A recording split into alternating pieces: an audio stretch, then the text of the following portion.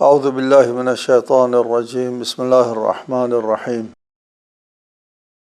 الحمد للہ رب العالمین والصلاة والسلام علی اشرف الانبیاء والمرسلین وآلہ الطیبین الطاہرین۔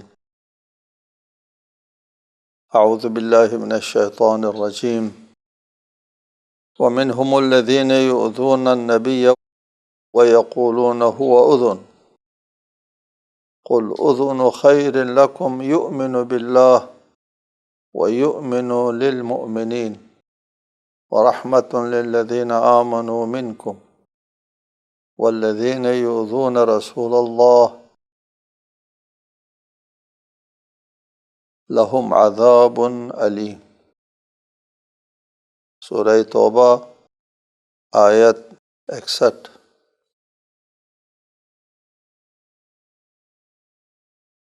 ان لوگوں میں سے ومنہم یعنی منافقین میں سے کچھ لوگ ایسے ہیں یؤذون النبی، وہ نبی کو اذیت دیتے ہیں۔ نبی کی ایذاء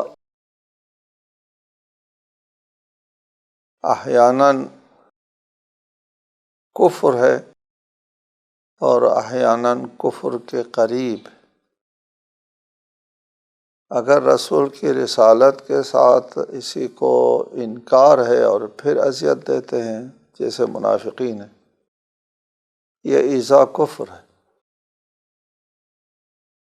اور اگر وہ رسول کی رسالت کے منکر نہیں ہے، معرفت نہیں رکھتے، اور رسول کے شان کی معرفت نہ رکھنے کی وجہ سے رسول کے ساتھ اس طرح پیش نہیں آتے جس طرح اللہ کے رسول کے ساتھ پیش آنا چاہیے، ان لوگوں کے سلسلے میں تو نہیں فرمایا کہ وہ لوگ کافر ہو جاتے ہیں، بلکہ ان لوگوں کے بارے میں فرمایا لا ترفعوا اصواتکم فوق صوت النبی، اپنے آواز رسول کی آواز سے اونچی نہ کرو، اس سے تمہارا عمل حبط ہو جاتا ہے۔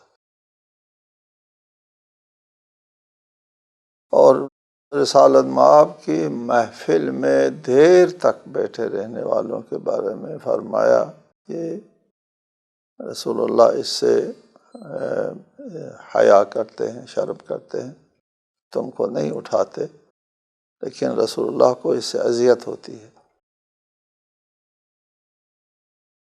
یہ آداب کے خلاف ہے، رسول اللہ کی شان کے خلاف ہے، جس سے رسول اللہ کو اذیت ہوتی ہے۔ یہ کفر کے حد تک نہیں ہے، احیاناً اس سے عمل حبط ہو جاتا ہے اور کبھی یہ قابل مذمت عمل ہو جاتا ہے۔ یہاں پر جو ایذاء منافقین کی طرف سے رسول اللہ کی ہو رہی ہے یہ کفر ہے۔ اس ایذاء میں وہ لوگ رسالت مآب کی شان میں گستاخی کرتے ہیں، استہزاء کرتے ہیں اور کہتے ہیں وَيَقُولُونَ، آگے تشریح ہے اس ایذاء کی، رسالت مآب کو اذیت کس طرح دیتے ہیں، اس طرح وہ اذیت دیتے ہیں اور کہتے ہیں ہُوَ أُذُنٌ، یہ کان کے کچے ہیں، ہر کسی کی بات سنتے ہیں اور پھر اس کے اوپر ترتیب اثر دیتے ہیں۔ یہ کان کا کچا ہونا، اس میں ضمناً رسالت کی نفی ہے کہ اللہ کا رسول نہیں ہے، لوگوں کی باتیں سنتے ہیں اور پھر اس کے اوپر ایک ترتیب اثر دیتے ہیں اور قرآن کی شکل میں لوگوں میں پیش کرتے ہیں۔ یہ اذن، یہ لوگوں کی باتیں سنتے ہیں اور کان کے کچے ہیں، رسالت کا انکار بھی ہے اور استہزاء بھی ہے ساتھ ساتھ۔ یہ عام لوگوں کے لیے بھی لوگ کہتے ہیں کہ فلانی کان کے کچے ہیں، یعنی اس کی شخصیت کے اوپر ایک قسم کی ضرب ہے اور ایک قسم کا نقص جو ہے وہ ظاہر کرنا چاہتے ہیں کہ فلاں کان کے کچے ہیں، اتنا سنجیدہ آدمی نہیں ہے، اتنا پختہ فکر اور پختہ ذہن اور مفکر نہیں ہے، کہ خود سے فیصلہ کر سکے، لوگوں کی باتیں سنتے ہیں، ان پر ترتیب اثر دیتے ہیں۔ یہ اس کی شخصیت کے اوپر ایک قسم کا حملہ ہوتا ہے عام لوگوں کے لیے۔ رسالت باب کے لیے تو رسالت کا انکار ہے اور استہزاء، دونوں باتیں ہیں۔ وَيَقُولُونَ هُوَ أُذُنٌ، جواب میں ارشاد فرمایا واقعہ تو ایسا ہی تھا، رسالت مآب ہر کسی کی بات سنتے تو تھے۔ جواب سے معلوم ہوتا ہے، جواب میں نفی نہیں فرمایا، اذن کی تشریح تبدیل کر دی۔ اذن سے مراد ہر ایک کی بات سنتا ہے، ٹھیک ہے، ہر ایک کی بات سنتا ہے۔ جواب میں فرمایا قل اذن خیر لکم، اذن ہے لیکن اس اذن میں یعنی ہر ایک کی بات سنتے ہیں رسول، لیکن اس ہر ایک کی بات سننے میں خود تمہاری بھلائی ہے۔ اذن ہے، اذن خیر ہے۔ ان لوگوں نے کہا کہ وہ ہر کسی کی بات سنتے ہیں، سب کی بات سنتے ہیں۔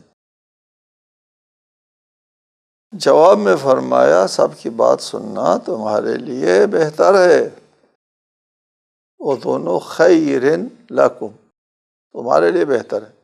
کیا بہتر ہے اس اذن ہونے میں، ہر ایک کی بات سننے میں کیا بہتری ہے؟ وہ لوگ الزام لگاتے ہیں کہ حضور ہر ایک کی بات سنتے ہیں اور اس کے اوپر ترتیب اثر دیتے ہیں۔ جواب میں فرمایا کہ وہ ہر ایک کی بات سنتے ہیں، ترتیب اثر کی نفی ہوتی ہے بعد میں، آیت کے ذیل میں ترتیب اثر کی نفی ہے، سنتے ہر ایک کی بات ہے اور ہر ایک کی بات سننے میں تمہاری بہتری ہے۔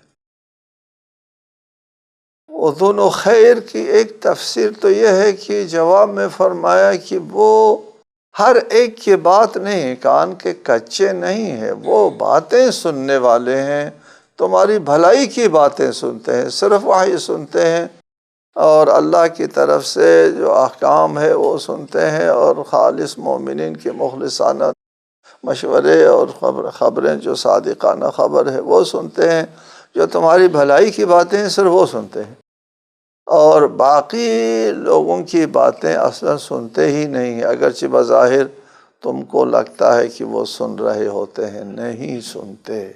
ایک تفسیر یہ ہے اذن خیر لکم، تمہاری بھلائی کی باتیں سنتے ہیں، اور جس میں تمہاری بھلائی کی باتیں نہیں ہیں وہ نہیں سنتے، یعنی سچی باتیں سنتے ہیں، جو سچی باتیں نہیں ہیں ان کو نہیں سنتے، حقیقتاً ان کے اوپر ترتیب اثر نہیں دیتے۔ ایک تفسیر یہ ہے۔ دوسری تفسیر یہ ہے قل اذن خیر لکم، ہر ایک کی بات سنتے ہیں، ٹھیک ہے، لیکن یہ ہر ایک کی بات سننا خود تمہاری اس میں بھلائی ہے۔ کیا بھلائی ہے ہر ایک کی بات سننے میں؟ کوئی شخص آتا ہے مخلصانہ گفتگو کرتا ہے، اس کی بات بھی سنتے ہیں۔ کوئی شخص آتا ہے ریاکاری میں بات کرتا ہے، اس کی بات سنتے ہیں۔ کوئی شخص آتا ہے اپنے آپ کو رسالت مآب کے ایک قرب دکھانے کے لیے اور مقرب دکھانے کے لیے کہ میں رسول اللہ سے بات کرتا ہوں، اور اس کی بھی بات سنتے ہیں۔ وہ آئے نجوہ میں ہر کوئی آ کر کے رسول اللہ سے سرگوشی کرتا تھا، تو بعد میں کہا کہ پیسہ دو پھر سرگوشی کرو، بند ہو گیا تھا۔ ہر شخص سرگوشی کرنے آتا تھا، فضول باتیں کرتا تھا، اپنے آپ کو رسالت مآب کے نزدیک دکھانے کے لیے، تو رسول اللہ اس کی بھی بات سنتے تھے، جس کا مطلب جو ہے وہ کوئی خاص بات کرنا، کوئی مفید گفتگو کرنا نہیں تھا، اپنے ذات کو آگے کرنا، دکھاوے کے لیے تھا، اس کی بھی بات سنتے ہیں۔ اذن خیر لکم، یہ ہر ایک کی بات سننا یہ تمہاری بھلائی ہے اس میں۔ اگر وہ ہر ایک کی بات نہ سنے، جو سچی بات کرنے والے ہیں ان کی بات سنے اور دوسروں کو واپس کر دے تو ان کی اہانت ہو جاتی ہے۔ ان کا وقار مجروح ہو جاتا ہے، معاشرے میں ذلیل ہو جاتا ہے۔ خود اسلام کے لیے بھی اس میں مصلحت نہیں ہے۔ بظاہر سب کو، حتیٰ منافقین تک کی باتوں کو بظاہر سن لیتے ہیں۔ منافق بھاگ جاؤ، میری مجلس میں نہ آؤ نہیں کہتے جی، یا مجھ سے بات نہ کرو نہیں کہتے تھے، ہر ایک کی بات سنتے تھے۔ ہر ایک کی بات سننے میں خود تمہاری بھلائی ہے، تمہارا وقار بحال رہتا ہے، تم معاشرے میں رسوا نہیں ہوتے ہو۔ تم کو رسوائی سے بچانے کے لیے رسالت مآب تمہاری باتیں سنتے ہیں، ہر قسم کی بات سنتے ہیں، بات کرنے والا رسوا نہ ہو جائے، اس میں تمہاری بھلائی ہے۔ اور اگر رسول جو ہو تمیز کر کے بات سنا کریں تو بہت سے لوگ رسوا ہو جائیں، بہت سے لوگ فاش ہو جائیں، اور ان لوگوں کے فاش ہونے میں خود ان کے لیے بھی خیر نہیں۔ اس لیے مدینہ کا معاشرہ اسلامی معاشرہ تھا، حکومت اسلامی حکومت تھی، رسول اللہ کی بالادستی تھی، حکومت تھی، وہ رسول اللہ کے خلاف کچھ تو کر نہیں سکتے تھے۔ مدینہ کے رہنے والے لوگ وہ فاش ہو جاتے، خوار و ذلیل ہو جاتے۔ اور دوسری طرف دشمنان جو ہے وہ رسول اللہ کے خلاف یہ بات بھی اچھالنے میں کامیاب ہو جاتے کہ یہ تو اپنے ماننے والوں کے کو بھی خوار کرتے ہیں، ذلیل کرتے ہیں۔ یہ اس وجہ سے خود ان کی بھی مصلحت اسی میں تھی کہ رسول ہر بات کی، ہر شخص کی بات سنے، اور اسلام کی مصلحت۔ قُلْ أُذُنُ خَيْرٍ لَكُمْ، یہ خیر جو ہے، ایک تو یہ ہے کہ صرف سچ باتیں سنتے ہیں، دوسری بات یہ ہے کہ ہر بات سنتے، سچ ہو یا نہ ہو، اور اس سے بہت سے لوگ رسوا ہونے سے بچ جاتے ہیں۔ دوسری تفسیر زیادہ قرین قیاس ہے کہ اذن خیر کا مطلب یہ ہے کہ ہر ایک کی بات سننے میں خود تمہاری بھلائی ہے، تم رسوائی سے بچ جاتے ہو، تم معاشرے میں فاش نہیں ہوتے ہو۔ آیت کا اگلا حصہ جو ہے وہ اس بات کی تائید کرتا ہے، یؤمن باللہ وَيُؤْمِنُ لِلْمُؤْمِنِينَ، وہ ہر ایک کی بات تو سنتا ہے، بات سننے میں سب کو مساوی رکھتے ہیں،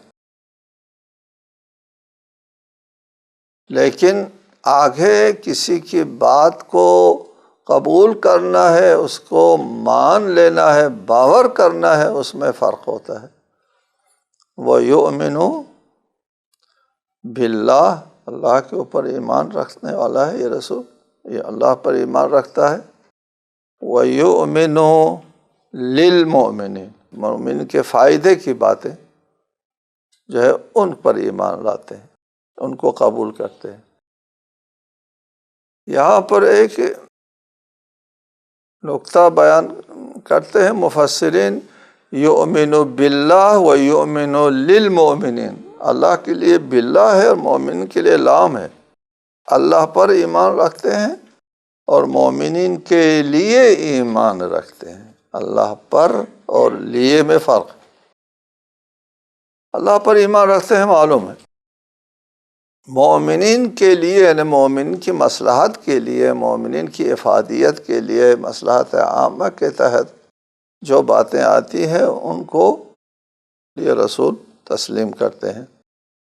اس میں یؤمن للمؤمنین، جو معاشرہ مومنین کا معاشرہ ہے، اگرچہ اس میں منافقین ہے، غیر منافقین ہے، جب منافقین غیر منافقین پر مشتمل ایک معاشرہ ہو، اس معاشرے کو مومنین کا معاشرہ کہنا درست ہے۔ جی، مومنین کے فائدے میں ہے، معاشرے کے فائدے میں ہے، وہاں مدینہ میں جو اسلامی معاشرہ تشکیل پا رہا تھا اس کے فائدے میں جو باتیں ہوتی ہیں وہ یہ رسول مانتے ہیں۔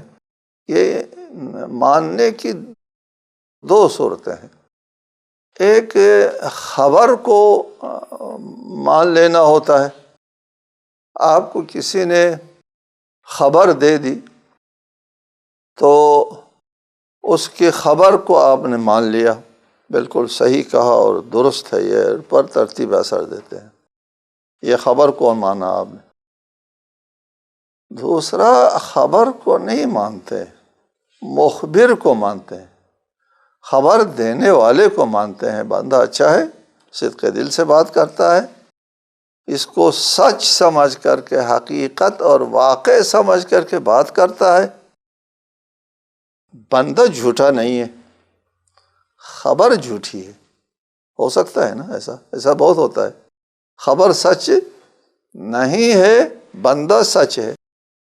وہ کسی غلط فہمی میں ہے، یا وہ خبر دینے والا مومن کان کا کچا ہے، جلدی مان جاتا ہے، باور کرتا ہے، اور پھر آ کر کے رسول کو بتا دیتے ہیں۔ رسول اس مومن کو مان لیتے ہیں، ہاں بہت اچھا، آپ نے صحیح کہا، کہتے ہیں آپ نے صحیح کہا، غلط خبر غلط ہے، اس نے صحیح کیسے کہا؟ جی، یہ خبر دینے والا مخبر صحیح ہے، خبر صحیح نہیں ہے، مخبر صحیح ہے۔ ایسا ہوتا ہے، بہت ہوتا ہے۔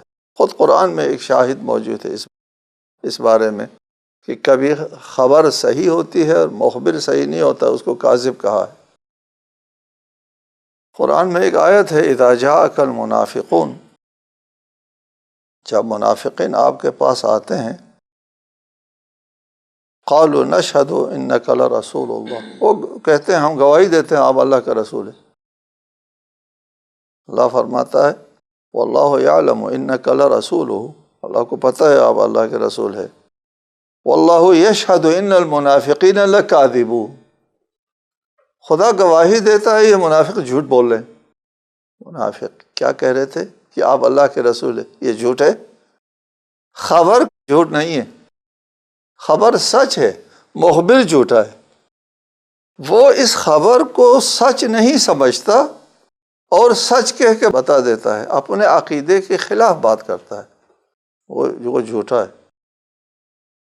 خبر سچ ہے، لیکن اس خبر کے اوپر عقیدہ رکھنے والا کہ یہ خبر سچ نہیں ہے، جھوٹ ہے، پھر گواہی دیتا ہے، یہ اپنے عقیدے، اپنے نظریے کے خلاف بات کرتا ہے، یہ جھوٹ بول رہا ہے۔ جھوٹ بول رہا ہے، واقع کے مطابق جھوٹ بول رہا ہے، واقع کے مطابق سچ ہے، اس کے عقیدے کے مطابق جھوٹ بول رہا ہے۔ یہ خود اس کو خلاف واقع سمجھتا ہے کہ یہ اللہ کے رسول ہے، اللہ کے رسول نہیں ہے، پھر کہتا ہے یہ اللہ کے رسول ہے، یہ اپنے حساب سے جھوٹ بول رہا ہے۔ لہٰذا ایک شخص حقیقت میں سچ بول رہا ہوتا ہے، اس کے عقیدے کے مطابق جھوٹ بول رہا ہے، اس کو جھوٹا کہتے ہیں، ٹھیک ہے، اگرچہ واقع کے مطابق وہ سچا ہے، سچ بات کر رہا ہے، انک لرسول اللہ۔ اس کے برعکس ایک شخص وہ حقیقت کے خلاف بات کر رہا ہے، لیکن اس کا عقیدہ یہ حقیقت کے مطابق ہے، تو وہ چونکہ عقیدہ اس کا یہ ہے کہ حقیقت کے مطابق ہے، سچ ہے، لہٰذا اس کو ہم سچ تسلیم کریں گے اگرچہ جھوٹ ہے۔ یعنی مخبر سچا ہے اگرچہ خبر جھوٹی ہے، وہاں مخبر جھوٹا ہے اگرچہ خبر سچی ہے، ٹھیک ہے، منافقین میں بالکل اس کے برعکس ہے یہاں پر کہ ادھر یؤمنو للمؤمنین، مومن کے اوپر ایمان لاتے ہیں خبر سے قطع نظر۔ اگر خبر دینے والا مومن ہے تو یہ رسول کان کا کچا نہیں ہے کہ اس کے خبر کے اوپر ترتیب پہ اثر دیتا ہے، اس مومن کی تصدیق فرماتے ہیں رسول کان کے کچے ہونے کی وجہ سے نہیں، بلکہ اس مومن کو سچا قرار دیتے ہیں خبر کی سچائی کی وجہ سے نہیں، اس کے عقیدے کی سچائی کی وجہ سے۔ ٹھیک ہے، آپ سچ کہہ رہے ہیں، تو وہ سمجھتے ہیں کہ اس جھوٹ خبر کو اس نے سچ کہا ہے، یہ رسول ہو سکتا ہے۔ جی، یہ دیکھو کتنے کان کے کچے ہیں، یہ لوگ باتیں بنا کر کے اس کو سناتے ہیں، دیکھو نے یہ غلط خبر دی کسی نے، اور اس غلط خبر کو بھی اس نے سچ کہا، جبکہ رسول نے کس کو سچ کہا تھا؟ مخبر کو، خبر دینے والے کو سچا کہا تھا، خبر کو سچی نہیں کہا تھا۔ ٹھیک ہے جی، لہٰذا دوسری تشریح جو ہے وہ بہتر ہے کہ ہر ایک کی بات جو ہے وہ سنتے ہیں، اس ہر ایک کی بات سننے میں لوگوں کی بھلائی ہے، رسول صرف مومن کو بعنوان مخبر مومن کی تصدیق کرتے ہیں، ہمیشہ بعنوان خبر تصدیق نہیں فرماتے۔ یؤمن باللہ و یؤمن للمؤمن ورحمۃ للذین آمنوا منکم، اور یہ رسول رحمت ہے ان لوگوں کے لیے جو تم میں سے ایمان لے آئے ہیں۔ اس آیت میں تو فرمایا للذین آمنوا منکم رحمت ہے، دوسری آیت میں فرمایا وما ارسلناک الا رحمۃ للعالمین، پورے عالم کے لیے، پورے کائنات کے لیے، پورے جہانوں کے لیے رحمت ہے۔ تو ان دونوں میں جی وہ رحمت ہے، تمام عالمین کے لیے رحمت بنا کر کے بھیجا ہے۔ اس رحمت سے کچھ لوگ فائدہ اٹھاتے ہیں، کچھ لوگ فائدہ نہیں اٹھاتے۔ اگر ایک کافر، ایک ملحد اور ایک منافق اس رحمت سے فائدہ نہیں اٹھاتا ہے تو پھر رسول کے اس کے لیے رحمت ہونے کی نفی نہیں ہوتی۔ رسول اس کے لیے بھی رحمت بن کر آیا تھا جو ملحد ہے، رسول اس کے لیے بھی رحمت بن کر آئے تھے جو منافق ہے، جو کافر ہے، اس کے لیے بھی، سب کے لیے رسول رحمت بن کر کے آئے ہیں۔ لیکن اس رحمت سے فائدہ اٹھانے والے وہی ہوں گے جو مومن ہیں۔ اس کو ہم اپنے طالب علم کے اصطلاح میں کہتے ہیں، شانیت کے اعتبار سب کے لیے رحمت ہے، فعلیت کے اعتبار سے صرف مومن کے لیے رحمت ہے۔ لہٰذا ان دونوں میں کوئی منافات نہیں ہے۔ جیسے ایسا قرآن مجید کے بارے میں ہدی للمتقین، متقین کی ہدایت کے لیے، جن لوگوں نے اس سے فیض اٹھایا ان کے لیے ہدایت ہے، ویسے کتاب قرآن جو ہے وہ سب کی ہدایت کے لیے نازل ہوا ہے، صرف متقین کے لیے حجت نہیں ہے، سب کے لیے حجت خدا ہے۔ والذین یؤذون رسول اللہ لہم عذاب علیم، اور پھر آخر میں ایک کلیہ بتایا کہ جو رسول اللہ کو اذیت دیتے ہیں ان کے لیے دردناک عذاب ہے۔ یعنی رسول اللہ کو جو اذیت دیتے ہیں، اذیت کی میں نے شروع میں 2-3 قسمیں بیان کی تھی۔ اذیت وہ جو رسول اللہ کی نبوت کا انکار ہے، رسول اللہ کی نبوت کا انکار نہیں ہے، انکار کی شکل میں اگر اذیت دیتا ہے تو پھر وہ کفر کے حد تک ہے۔ یہ اس اذیت کا ذکر ہے جو رسول کی رسالت کے انکار کی شکل میں، اور اگر رسول کی رسالت کو اہمیت نہ دینے، وہ کفر کے نزدیک ہے، عمل ہبط ہو جاتا ہے۔ یہاں پر اس اذیت کا ذکر ہے جو کافر اور منافقین سے سرزد ہوتی ہے۔ والذین یؤذون رسول اللہ لہم عذاب علیم یحلفون باللہ لکم لیرضوکم واللہ ورسولہ احق ان یرضوہ ان کانوا مؤمنین۔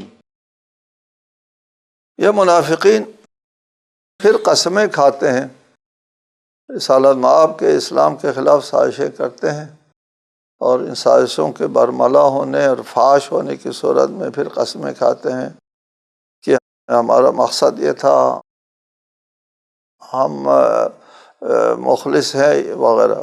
یحلفون باللہ، قسم جو کھاتے ہیں کہ وہ اپنے اس جرم کو چھپانے کے لیے اور تم لوگوں کو خوش کرنے کے لیے، معاشرے میں جب بھی یہ لوگ رسوا ہوتے تھے وہ قسم کھا کر کے لوگوں کو، مومنین کو خوش کرتے تھے، اور پھر اپنے جرم کے اوپر پردہ ڈالنے کی کوشش کرتے تھے۔ ان کا مقصد یہ ہوتا تھا کہ یہ لوگ مطمئن رہے، یہ لوگ ہم پر راضی رہیں، معاشرے کے لوگ، یہ ان کا مقصد ہوتا ہے۔ حالانکہ اگر وہ مومن ہوتے تو اللہ اور رسول کو خوش کرنا جو ہے ان کے لیے زیادہ سزاوار تھا۔ واللہ ورسولہ احق ان یرضوہ، اور اللہ اور اس کے رسول زیادہ حقدار ہے کہ ان کو راضی کیا جائے۔ عام لوگوں کے راضی کرنے سے ان کو کیا حاصل ہوتا ہے؟ یہاں پر ایک نقطہ ہے جو قابل توجہ ہے، وہ نقطہ یہ ہے واللہ ورسولہ احق ان یرضوہ، اللہ اور رسول زیادہ سزاوار ہیں کہ راضی کیے جائیں۔ ہو کیوں ہے؟ پہلے اللہ اور رسول دونوں کا ذکر ہے، پھر ضمیر جو ہے وہ ایک کے لیے ہے، یرزوہو، اس کو راضی کیا جائے۔ یرزوہما کیوں نہیں کہا؟ یہ قابل توجہ بات ہے۔ ہماری توحیدی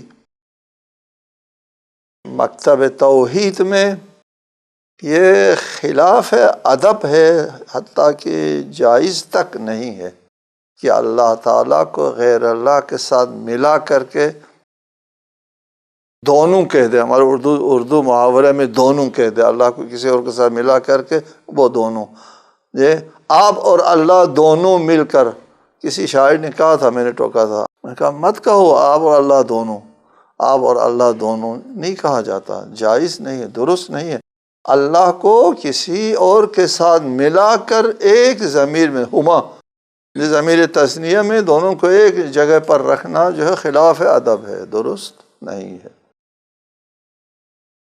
رسالہ ناب نے ایک صحابی کو ٹوکا بھی تھا کہ اس نے یہ ہما کا لفظ استعمال کیا، آپ اور اللہ دونوں کا کہا تھا، تو رسول اللہ نے فرمایا نہ کہو دونوں، جی جدا رکھو، یہاں جدا رکھا ہے، یرزوہو، یرزوہما نہیں کہا۔ ایک آیت اور ہے، وَمَا نَقَمُوا إِلَّا أَنْ أَغْنَاهُمُ اللَّهُ وَرَسُولُهُ مِنْ فَضْلِهِ۔ ان کو اس بات کا غصہ ہے کہ اللہ تعالیٰ نے اور رسول نے، اللہ اور تعالیٰ اور رسول نے ان کو بے نیاز کیا۔ اس کا غصہ ہے منافقین کو کہ یہ پہلے فقیر تھے، مسکین تھے، اور صاف پانی تک پینے کے یہ لوگ قابل نہیں تھے، اور آج جو ہے وہ ٹھیک ٹھاک زندگی گزار رہے ہیں۔ اس کا غصہ ہے لوگوں کو۔ یہاں بھی ارشاد فرمایا من فضلہ، وما نقموا الا ان اغناہم اللہ ورسولہ من فضلہ، اغناہم اللہ ورسولہ، اللہ اور اس کے رسول نے ان کو بے نیاز بنایا ہے۔ من فضلہما نہیں کہا، یہ خلاف ادب ہے، من فضلہما نہیں، من فضلہ۔ یہ یہاں بھی مفرد کا ضمیر جو ہے وہ ذکر ہے، یہ خلاف ہے ادب ہے، اللہ کے ساتھ کسی اور کو ملا کر کے ذکر نہیں کیا جاتا۔ یہاں سے اس ایک بات کا بھی جواب ملتا ہے، جب لوگ کہتے ہیں مثلا ہمارے معاشرے میں اللہ اور رسول بہت کچھ دے گا، کہیں گے نہ کہو اللہ دے گا، کہو رسول کو مت ملاؤ۔ جی یہاں پر آیت میں اللہ اور رسول نے ان کو بے نیاز کیا ہے، یہ کہنا اگر اللہ نے اجازت دی ہے تو ہم یہ کہہ سکتے ہیں کہ اللہ اور رسول مجھے بے نیاز کر دے۔ اللہ نے کہہ دیا اللہ اور رسول نے ان کو بے نیاز کیا ہے، میں کہوں گا اللہ اور رسول مجھے بے نیاز کر دے، یہ شرک نہ ہوا نا؟ ٹھیک ہے۔ اور پھر وہ جواب میں کہتے ہیں دیکھو من فضل ہی، صرف اللہ کے لیے ہے، من فضلہما نہیں ہے۔ جی وہ اللہ کے لیے ہے، یہ خلاف ادب ہے توحید میں۔ اللہ کے ساتھ کسی اور کا خواہ رسول ہی کیوں نہ ہو ذکر نہیں کیا کرتے۔ جیسے یہاں پر اس میں دلیل ہے اس بات کے، جہاں یہاں ہم جواب دیں گے، یہ دیکھو کہ واللہ ورسولہ احق ان یرضوہ، خدا اور اس کے رسول زیادہ سزاوار ہے راضی کیا جائے۔ رسول سزاوار ہے، اللہ کو راضی نہیں، رسول کو بھی راضی کرنا ہے، لیکن ضمیر مفرد ہے، مراد دونوں کو راضی کرنا ہوتا ہے۔ ادھر بھی من فضل ہی دونوں کے فضل سے ہے، لیکن ضمیر جو مفرد رکھنا جو ہے یہ توحید کا آداب میں سے قرآن نے یہ آداب ہم کو سکھائے ہیں، اور رسالت مآب نے بھی یہ آداب ہم کو سکھائے ہیں۔ ایک صحابی کو ٹوکا ہے مت کہو دونوں، دونوں مت کہو، اللہ رسول اور اللہ دونوں نہ کہو، دونوں رسول اور اللہ کہہ دو۔ ہما کی ضمیر جو ہے وہ لٹانا خلاف ہے آداب توحید ہے۔ والسلام علیکم ورحمۃ اللہ وبرکاتہ۔